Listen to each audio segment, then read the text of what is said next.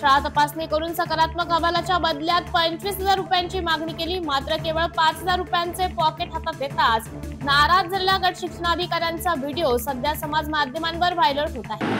तिथे सध्या पॉकेट फक्त 5 आहे तिथं, मग बाकीचे म्हणजे आता नेऊन द्यायच्या रात्रीला तिकडे हे आणते पटकन घेऊन आणा त्याचं पॉकेट घेऊन द्यायचं नाही तर मी तुमच्या शाळेत आलोच तर काही असं एवढ्या घाईनं मी एवढा हे करत आहो तर काही आहे का नाही त्याची हे माझ्याजवळ राहिली तर मी पटकन देऊन मग ठेवा आणा पटकन काही प्रॉब्लेम 4 तारखेला चव्हाण साहेबांनी मला स्वतः फोन केलं की सर म्हणे आपण परस्टोल्याला जाऊन आपण शाळेची तपासणी करून घेऊ, तुमच्याकडे गाडी आहे तर गाडी घेऊन या. ठीक आहे सर म्हटलं, मी येतो आहे. मग गाडीसोबतच आम्ही परस्टोल्याला निघून गेलो. पूर्वी त्यांनी मला ऑफिसमध्येच 25,000ची मागणी केली की मी शाळेची तपासणी करायची आहे, तर मला 25,000 रुपये संबंधित विभागाला, म्हणजे हे आता अनुसूचित जमातीची जी चमू आली होती त्या चमूच्या खर्चासाठी मला शिक्षणाधिकाऱ्यांनी प्रत्येक विभागाला खर्चाचं पैशाची मागणी केलेली आहे.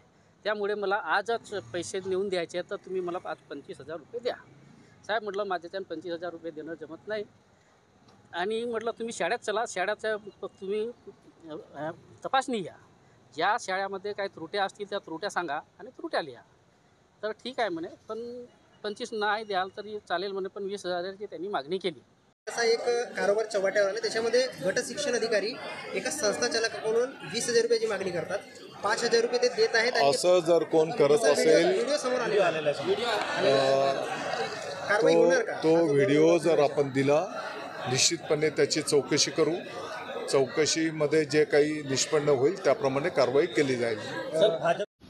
नमस्कार, मी अनिल चव्हाण, प्रभारी गट शिक्षणाधिकारी, पंचायत समिती अर्जुनी मोद येथे कार्यरत आहे. कालपासून माझ्या बाबतीत एक व्हिडिओ प्रसारमाध्यमावर प्रसारित होत आहे. सदर व्हिडिओमध्ये कोणत्याही प्रकारचा तथ्य दिसून येत नाही.